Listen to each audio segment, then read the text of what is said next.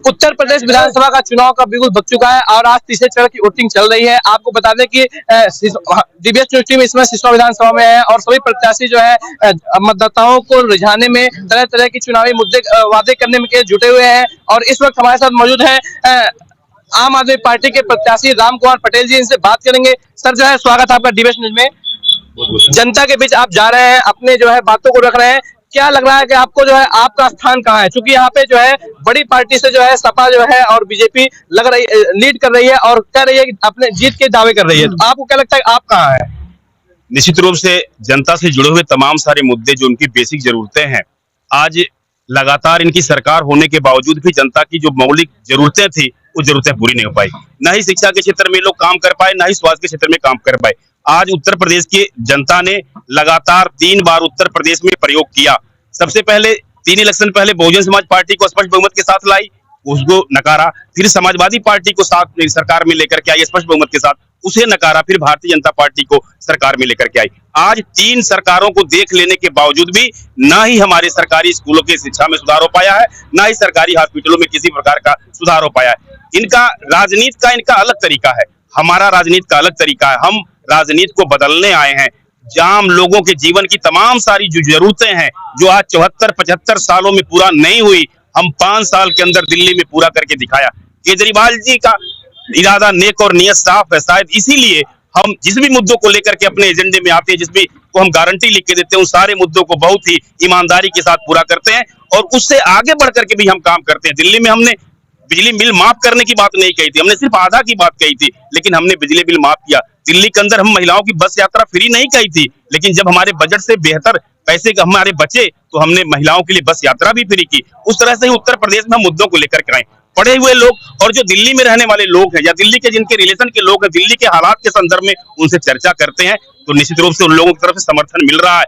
दिल्ली में भी लोग कहते थे कि आम आदमी पार्टी का कोई मतलब नहीं है, 2 से 3 सीटें जीत के आएंगी, और हम दिल्ली में पहली बार ही 2013 में हम सरकार बनाए थे। उसी तरह के एक अप्रत्याशित और आश्चर्यजनक चकित करने वाला परिणाम उत्तर प्रदेश में भी आम आदमी पार्टी देगी।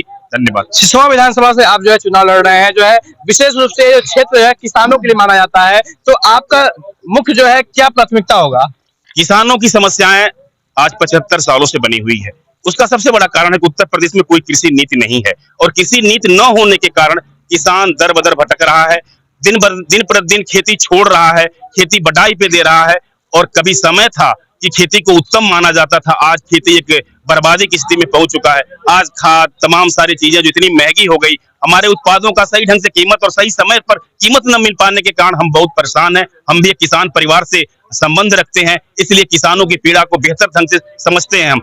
आज किसान तमाम सारी समस्याओं को, जो सिर्फ खेती ही करता है, वो बहुत ही परेशान है, ऋण से ग्रस्त है, लेकिन ये नेता सिर्फ अपनी जेब भरने का काम करते हैं। उत्तर प्रदेश में नेता राजनीति को एक व्यवसाय के रूप में लेते हैं और आम आदमी पार्टी राजनीति को जनसेवा के रूप में लेती है, और इसीलिए हम बेहतर कर पा रहे हैं।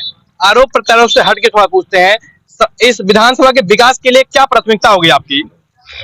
विधानसभा के विकास के लिए सबसे पहली प्राथमिकता यहाँ शिक्षा का सबसे बेहतर स्थिति यहाँ करना, क्योंकि जब इस समाज का शैक्षिक स्तर ऊपर हो जाएगा तो निश्चित रूप से तमाम सारी समस्याओं का समाधान हो जाएगा। उसके अलावा यहाँ के लोगों के इस क्षेत्र के जनजीवन में बेहतर स्वास्थ्य व्यवस्था चाहिए। आज होता क्या है, सरकारी हॉस्पिटल है, सरकारी स्कूल है, जो हमारे टैक्स के कटे हुए पैसे उन स्कूलों में और सरकारी हॉस्पिटलों में वेतन और दवाएं उपलब्ध की जाती है, लेकिन हम सही ढंग से अपने इलाज के लिए उन सरकारी हॉस्पिटलों और स्कूलों में नहीं जाते, बल्कि प्राइवेट का सहारा लेते हैं। लेकिन हम चाहते हैं कि सरकारी स्कूल और सरकारी हॉस्पिटल इस लेवल के बने कि लोग उसमें जाकर के अपनी सेवा दे सकें, पढ़ सके, बच्चे पढ़ सकें, और उसके साथ ही साथ जो बीमार हाल लोग हैं दवा करा सके। उसके अलावा जो इस परिक्षेत्र में तमाम सारी चीजें हैं, इसके जो भी इस परिक्षेत्र में कच्चे चीज होते हैं, उसके संदर्भित उद्योग धंधे यहाँ लगे, कृषि नीति बेहतर हो, स्वास्थ्य की बेहतर व्यवस्था हो, शिक्षा की बेहतर व्यवस्था हो। पढ़ाई के लिए यहाँ कोई व्यवस्था नहीं है। यहाँ के पढ़ने वाले बच्चे तमाम सारे अपने अभिभावकों पर बोझ के रूप में आते हैं और बाहर जाकर के दिल्ली में, इलाहाबाद में, लखनऊ में, कानपुर में जाकर के एक शिक्षा ग्रहण करते हैं, और तमाम सारा पैसा जो हमारे गरीब परेशान किसान हाल लोगों का है, जो गाढ़ी कमाई का पैसा है, एजुकेशन में खर्च हो जाता है। हम चाहते हैं उत्तर प्रदेश में भी दिल्ली का मॉडल लाना चाहते हैं, पूरी तरह से बेहतर शिक्षा व्यवस्था देना चाहते हैं, बेहतर स्वास्थ्य की व्यवस्था देना चाहते हैं। उसके साथ ही साथ जनजीवन से जुड़ी हुई तो तमाम सारी जरूरतें हैं जो 75 साल से इन नेताओं ने उत्तर प्रदेश नहीं पूरे देश में पूरा नहीं कर पाए।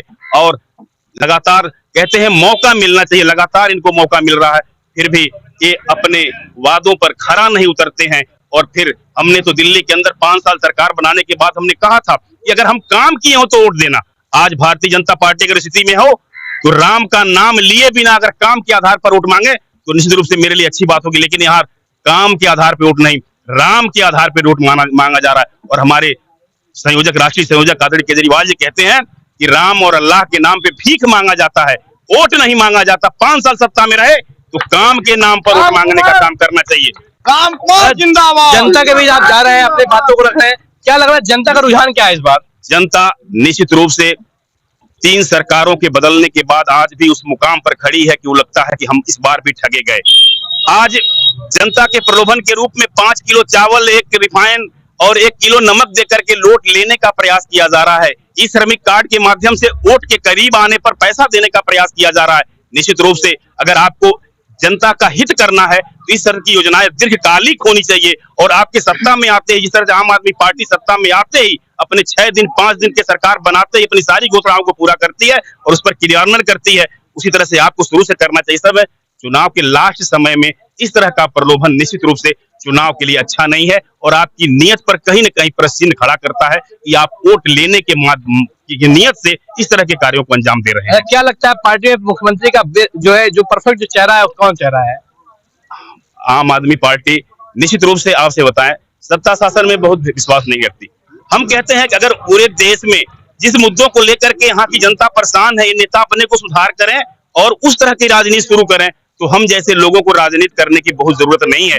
हम केवल आम जनता के हितों के लिए काम करना चाहते हैं और अगर वह काम अगर तमाम सारी राजनीतिक पार्टियां करना शुरू कर दें तो आम आदमी पार्टी के मुखिया और हम सभी लोग कहते हैं कि हम राजनीति करने नहीं आए हैं, हम राजनीति को बदलने आए हैं और निश्चित रूप से हम बदल रहे हैं। आज बिजली के मुद्दे पर कोई भी पार्टी अगर अपने एजेंडे में डाली है, सीखी कहां से है? आम आदमी पार्टी ने सिखाया है कि देश में बिजली सिर्फ नेताओं को नहीं बल्कि आम आदमी को भी फ्री दिया जा सकता है।